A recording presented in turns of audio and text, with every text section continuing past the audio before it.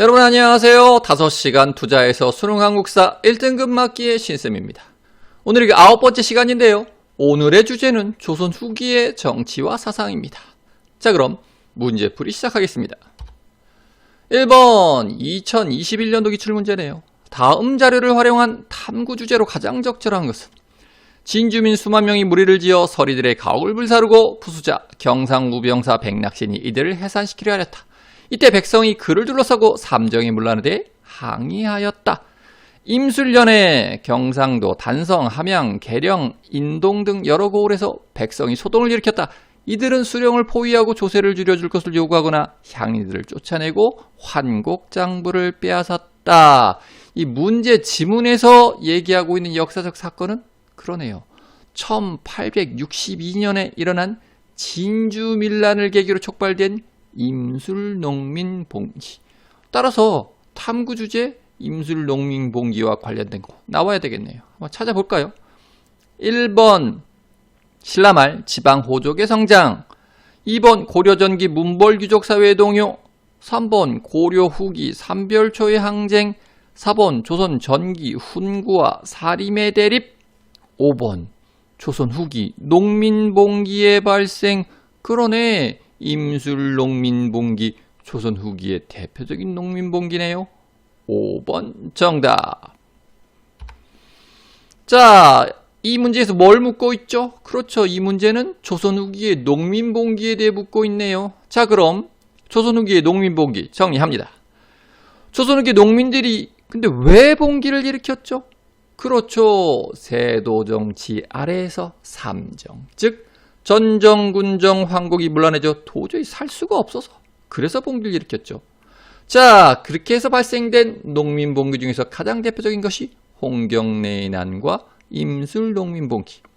홍경래의 난은 1811년 순조 때 발생했는데 근본적 원인은 삼정의 문란이었고 거기에다가 서북 지역에 대한 차별이라는 좀 독특한 원인도 함께 있었네요. 그 다음은 철종대인 1862년 임술년에 경상우병사 백낙신의 타막 때문에 일어난 진주밀란, 그리고 이 진주밀란이 기폭제가 되어 전국적으로 농민봉기가 들불처럼 일어난 임술농민봉기. 이때 원인 조사를 위해 파견된 안핵사 박귀수의 건의로 근본적 원인인 삼정의 문란을 시정하기 위해 삼정이정청이 설치되었다. 까지 정리하시면 되겠습니다. 자, 그럼 다음 문제 보겠습니다. 2번 2020년도 기출이네요. 밑줄 친 기역에 대한 정부의 대책으로 옳은 것은 진주 안핵사 박규수가 아뢰기를 이번에 진주에서 밀란이 일어난 것은 전적으로 백낙신이 재물을 탐하여 백성들을 지나치게 수탈했기 때문입니다. 따라서 기역, 진주에서 밀란이 일어난 것, 방금 전에 공부한 진주밀란, 그리고 이로 인해 촉발된 임술농민봉기겠네요. 그러면 이에 관한 정부의 대책 옳은 것 찾아봐라. 1번 전민변정도감을 설치하였다. 전민변정도감 고려 말에 여러 번 설치됐는데 그 중에서 가장 대표적인 게 공민왕대의 전민변정도감. 2번 황룡사 구축목탑, 이건 신라 선덕여왕 때 세워지네요. 예, 진주밀란 임술농민봉기하고 전혀 상관없네요. 3번 삼정이정청을 설치하였다. 그러네, 이 진주밀란으로 촉발된 임술농민봉기, 그 근본적 문제를 해결하기 위해 삼정이정청을 설치하였다. 3번이 정답이네요. 3번 정답. 4번 수원화성을 건설하였다. 이건 조선 후기 개혁군주 정조의 업적. 임술농민봉기 진주밀란과 전혀 상관없고. 5번 정동행성을 폐지하였다. 이거는 고려 공민왕 때의 반원 자주정책의 일환으로 내정간섭기구인 정동행성 폐지. 이것도 전혀 상관없네요. 정답은 3번. 자, 이 2번 문제도 1번 문제와 마찬가지로 진주밀란과 임술농민봉기에 대해 묻고 있네요. 정리되시는 분은 그냥 넘어가시면 되고, 아직 정리 안 된 사람은 1번 문제 핵심 요점 다시 한번 복습. 다음 문제 보겠습니다. 3번 2018년도 기출이네요. 가에 들어갈 내용으로 가장 적절한 것은 한국사 주제 발표. 주제는 조선 후기 사상계의 새로운 경향. 아하, 1모듬 봤더니 윤유 박세당 나오고 2모듬 봤더니 강화학파 나오니 3모듬에서 조선 후기 사상 나오면 되겠네요. 한번 볼까요? 1번 육두품지식인 골품지의 한계를 비판하다. 이건 시기가 전혀 안 봤네요. 조선 후기 사상계 물어봤는데 이거는 통일신라 말기 신라 하대 내용이네요. 2번 북학파 상공업 중심의 개혁론을 주장하다. 그러네. 조선 후기에 실학사상이 등장하는데 그 실학사상 중에서도 중상학파 실학을 북학파라고도 부른다. 그래서 상공업 중심의 개혁론을 주장하였다. 2번 정답이네요. 2번. 3번 최충 구제학당을 설립하여 유학을 진행시키다. 이건 고려 때 얘기네. 고려 문종 때 최충의 구제학당 얘기고. 4번 이황과 이기론을 중심으로 성리학을 발전시키다. 이건 조선 전기 16세기 사상기에 대한 이야기고.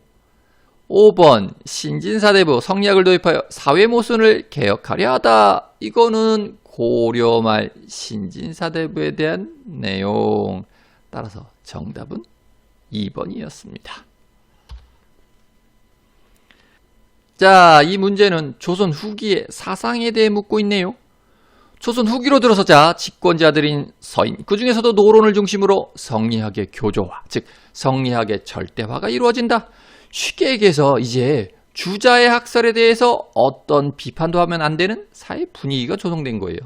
그러자 이에 반발해 성리학의 상대화, 즉 성리학의 토대인 고대 유학, 제자백가와 육경에서 그 사상적 해결책을 찾고자 하는 소수의 독자적인 유학자가 등장하는데 그 대표적인 사람이 윤유와 박세당.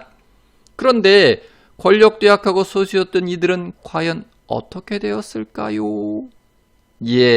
집권 서인 노론에 사문난적으로 몰려 탄압받고 죽음을 맞이한다. 또한 명나라에서 지행합일, 즉 지식의 실천을 강조한 신유학인 양명학이 일찍이 조선 전기에 이미 들어왔는데 주류 집권층으로부터 사상적으로 배척받다가 조선 후기 정제두에 의해 체계화되어 강화학파로 발전한다. 또 조선 후기에 나타난 대표적인 새로운 사상이 바로 실학인데 실학은 크게 중노학파 실학과 중상학파 실학이 있다. 중노학파 실학자들은 토지제도 개혁과 이를 통한 자영농 육성을 주장하였고 그 대표적인 사람이 유형원, 이익, 정약용이다. 그리고 중상학파 실학자, 즉 북학파들은 청해 문물의 적극적 수용과 상공업 육성을 주장하였는데 그 대표적인 사람이 유수원, 홍대용, 박지원, 박재가이다. 일단 간략하게 이 정도는 정리하셔야 됩니다. 다음 문제 보겠습니다. 4번 2017년도 기출이네요. 다음 주장을 활용한 탐구 주제로 가장 적절한 것은 유형원, 농민선비 관리 등에게 그 역할에 따라 차등을 두어 토지를 분배해야 합니다. 정약용, 산천을 경계로 여라는 구역을 정합니다. 여의 농지는 공동으로 경작하고 수확량은 노동량에 따라 분배해야 합니다. 아하, 유형원, 정약용 나오고 이들의 얘기로 봐서 중노학파 실학자에 대해서 묻고 있네요. 탐구 주제 중노학파 실학과 관련이 좀 있어야 되겠네요. 보기 보겠습니다. 1번 서인과 남인의 예송, 실학과 예송은 전혀 상관없고 2번 육두품 세력의 골품제 비판, 일단 시기가 안 맞네요. 이거 조선 후기가 아니라 통일신라 말기 신라 하대 내용이고 3번 관민공동의 헌의육조 채택, 일단 얘도 시기부터 안 맞네요. 이건 개화기 때 뭐가 떠오르죠? 관민공동의 헌의육조, 독립협회 얘기래. 독립협회. 4번 실학자의 토지제도 개혁 방안, 아이구야 중노학파 실학자들 토지제도 개혁 주장했다. 4번 정답이네. 4번 정답. 5번 개경세력과 서경세력의 갈등, 이건 고려시대 묘청에 난 관련 내용이고. 자, 여러분 이 문제에서 묻고 있는 것은 그렇죠. 이 문제는 중노학파 실학에 대해서 묻고 있네요. 자, 그럼 중노학파 실학 정리합니다. 중노학파 실학은 경세지용학파라고도 부르는데 공통적으로 토지제도의 개혁과 이를 통한 자영농 육성을 주장하였다. 중농학파 실학은 반계 유형원이 그 선구자인데 유형원은 신분에 따라 차등 있게 토지를 재분배하자는 균전론을 주장하였고 그 대표적인 저술로 반계수록이 있다.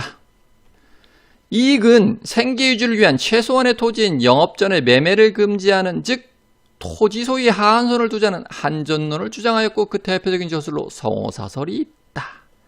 마지막으로 중농학파 실학을 집대성한 정약용은 마을 단위의 토지 공동 소유와 공동 경작이 그 핵심 내용인 여전론을 주장하였다. 그리고 대표적인 저술로서 경세유표, 목민심서, 흠흠신서가 있다. 중농학파 실학에 대해 최소한 이 정도는 정리하셔야 합니다. 자, 다음 문제 보겠습니다. 5번 2020년도 기출이네요. 다음 의견을 제시한 인물에 대한 설명으로 옳은 것은 비유하자면 재물은 우물과 같다. 퍼슬수록 가득 차게 되고 이용하지 않으면 말라버린다. 비단옷을 입지 않으면 나라 안에 비단 짜는 사람이 없게 된다. 술에 100대에 실는 것이 한 척의 배에 미치지 못하고 무투로 천리를 가는 것이 배로 말리를 가는 것보다 어렵다. 그러므로 통상을 하는 자는 반드시 물기를 중요하게 여긴다.